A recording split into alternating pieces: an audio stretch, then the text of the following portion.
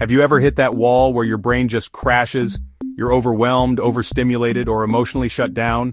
Maybe it feels like a complete system shutdown where you can't think straight or even get out of bed. If you have ADHD, you're not alone. I've been there too. ADHD adults often crash harder because our brains work overtime to keep up.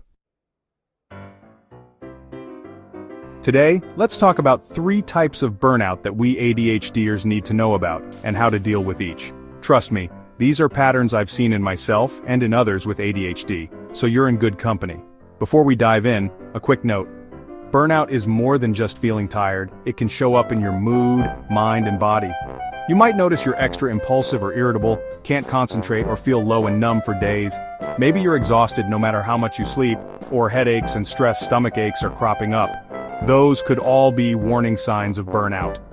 Now let's break down the 3 types of ADHD burnout and see which one you recognize in yourself.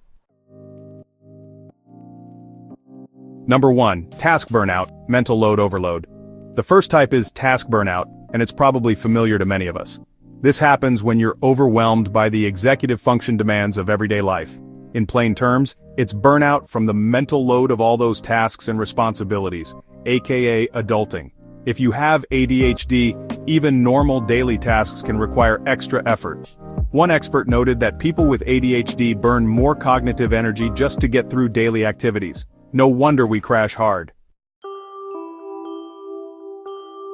What it feels like, you've got a million things to do, but executive dysfunction kicks in and you can't get started. Your brain feels like a computer with too many tabs open, working memory depletion where you can't hold all the info in your head.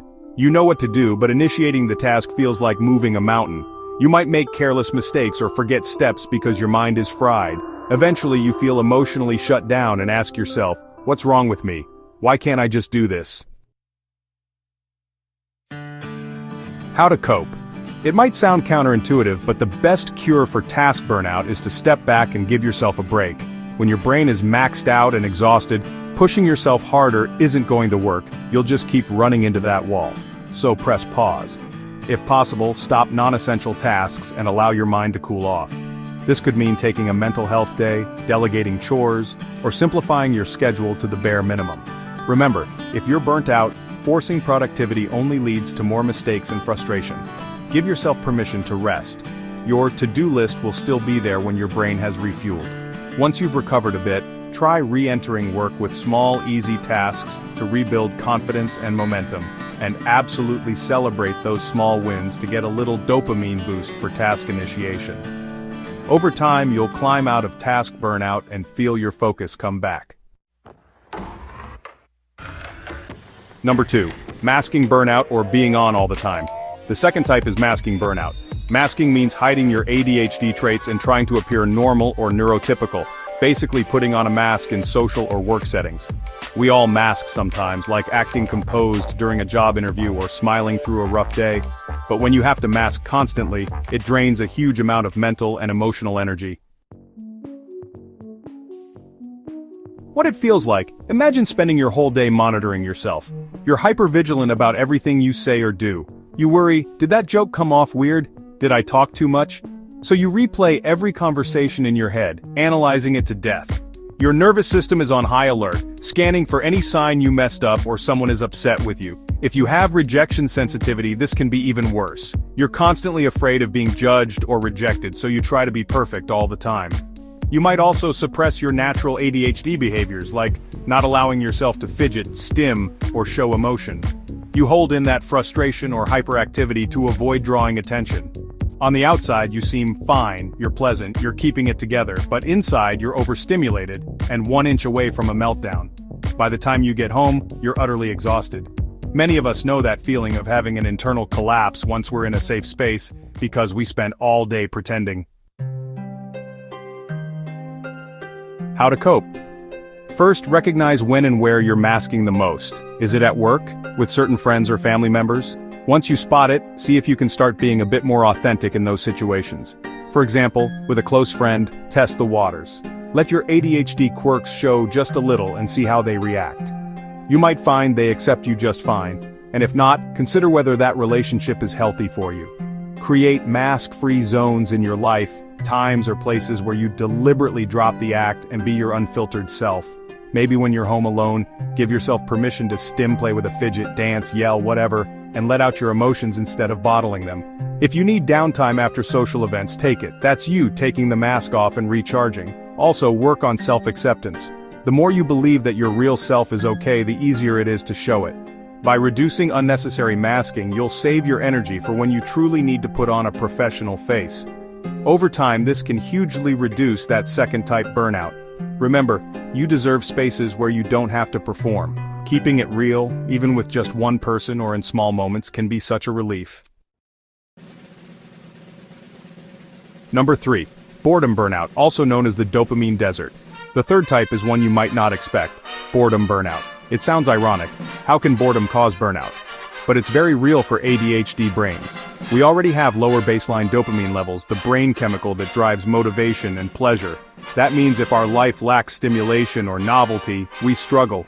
When nothing feels interesting, our mood tanks and we can spiral into a burnout that's more like a depression. I call it the dopamine desert. What it feels like, it often starts with just feeling meh about something you should enjoy, or at least tolerate.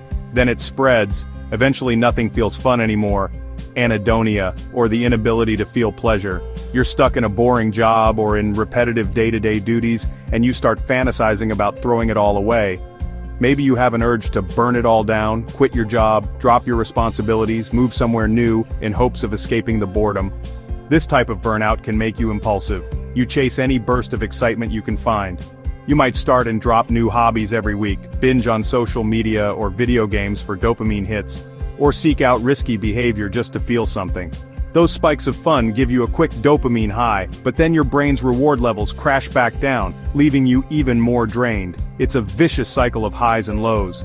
Boredom burnout can also make you feel physically tired and mentally foggy, even though technically you haven't done much.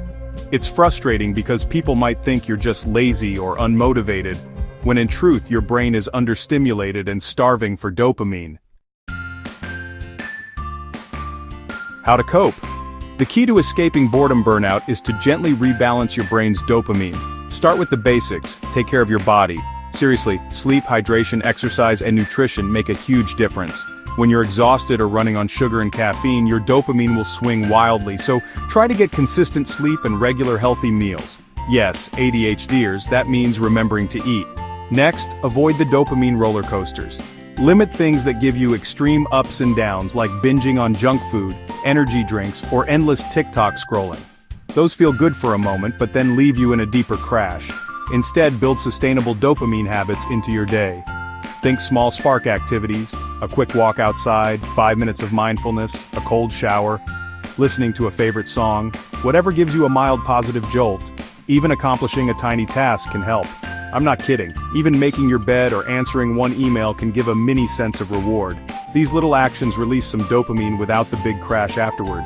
Over time, each small boost helps you feel more motivated and engaged, which then makes it easier to do more things, creating a positive upward spiral. And don't forget to seek novelty in healthy ways. Learning something new, creative projects, or socializing with an interesting friend can provide stimulation before you get to the point of wanting to torch your life. Keep feeding your curious ADHD brain in moderate, steady doses, and you'll slowly refill that dopamine tank. A final encouraging note. Whether you're stuck in the cognitive overload of task burnout, the emotional drain of masking burnout, or the dopamine desert of boredom burnout, remember that what you're experiencing is a real response to how your ADHD brain operates. You're not lazy or crazy, your brain is doing its best and it needs some love and understanding. Recognizing these burnout patterns is the first step to breaking the cycle. Be compassionate with yourself. It's okay to take a break, to be imperfect, to be the real you, and to seek out what truly energizes you.